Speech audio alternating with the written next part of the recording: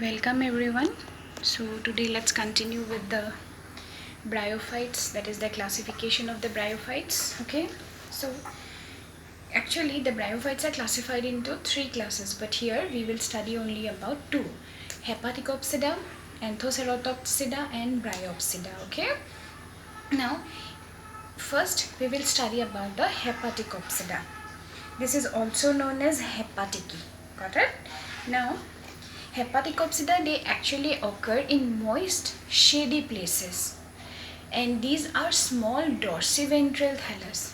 Dorsiventral means they will lie flat on the surface with their dorsal side towards the base, ventral side towards the surface, facing upside. Okay, so that is called dorsiventral thallus. Now it can be either thallus or foliose, but maximum actually Hepaticopsida are thallus only. Foliose means we have got that it may be erect, isn't it?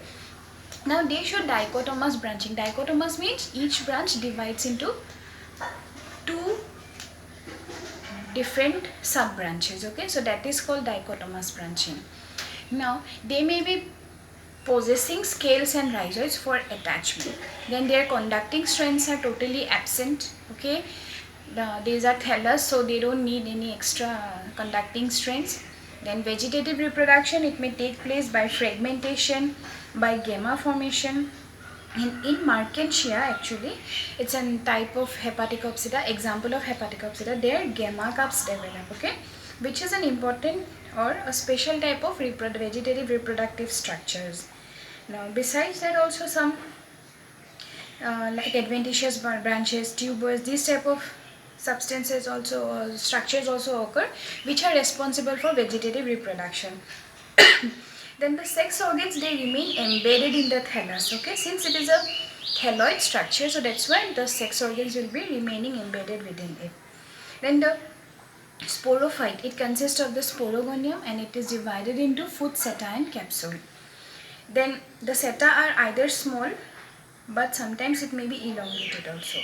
Then elaters are present. Okay, so now we are getting a new term, elaters. Elaters means these are structures which are responsible for spore dispersal by their hygroscopic movement. Okay, then protonema stage is here absent.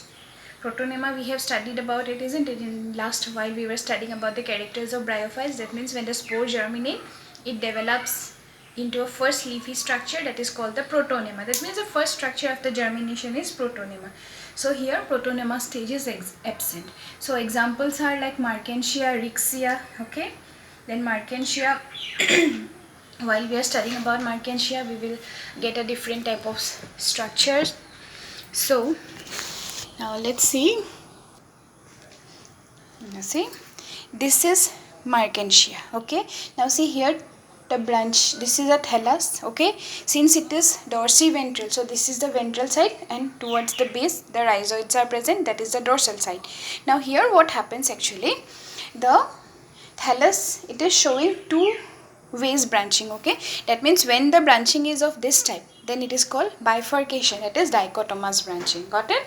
Now this is bearing the gametophyte. Last time we have said, I told you about what is gametophyte. If you remember, gametophyte means when the gametes are being visible, isn't it? When we are observing the gametes, so we can consider that the plant is the dominant part of the plant is the gametophyte. So here this is the gametophyte, this is the archegoniophore, female reproductive structure.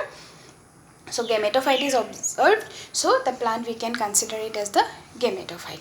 Now this is its sporophyte. Okay, these are pericaceal leaves which are protective leaves. This is the main capsule, these are spores, and these small thread like structures, these are called elaters. Okay, they are actually fresh first of all, but they are sterile cells. Okay, but when what happens, gradually spores are mature, the sporophyte or the sporogonium now this capsule will gradually, it will wither. Okay, when it withers, that means the water is getting lost. So what happened, these elaters will also again round off. Okay, that is hygroscopic movement is observed, and due to that hygroscopic movement, they will what happen, put the spores to different places. That means they are responsible for the spore dispersal. Okay, so this is an important feature which is present in Mertensia. So Mertensia structure is this one, and if this particular umbrella like structure, if it is actually like a form of a disc, then it is the entheridiophore, and since it is like a bending umbrella type, so that's why this is the archegoniophore. So this is the whole structure of Mertensia. Next we come to the next class, that is Bryopsida. Okay, second class of the bryophytes. So Bryopsida, these are actually a bit advanced type of bryophytes. They prefer moist habitat. There are two stages in the life in the plant, a leafy and a protonema stage. Okay, so some of them appear as, they are called copper moss. Copper moss means they grow on the rocks which are rich in copper. Sometimes they are used as bioindicators, okay, because if it is growing, then we can assume or we can consider that the rock is rich in copper. Okay, so it is used as bioindicator.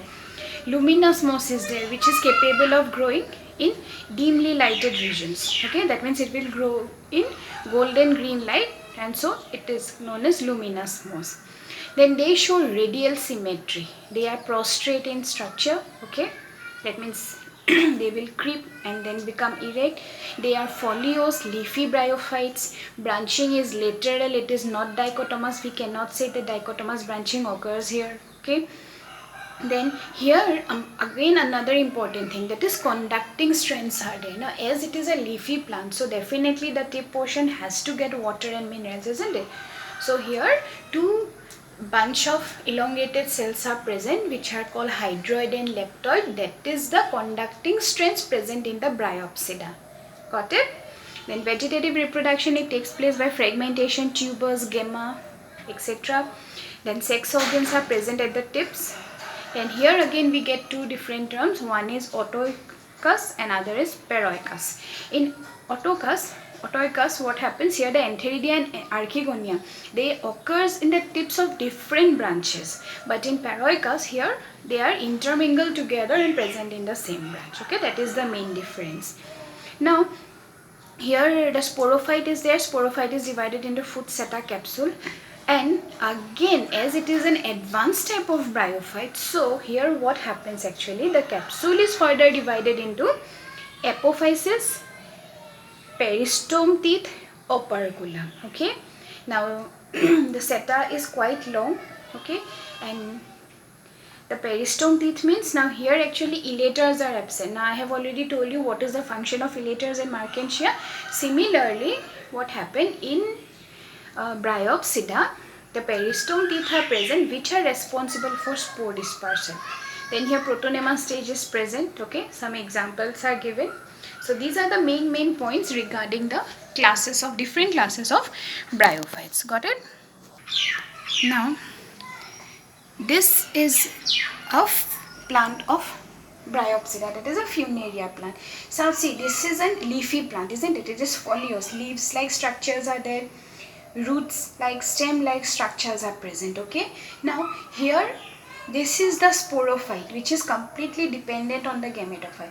Now this portion is the gametophyte, this is the sporophytic plant. Okay, but here actually what happens, this is the gametophyte, sporophyte remains embedded within it, but here sporophyte is properly distinct.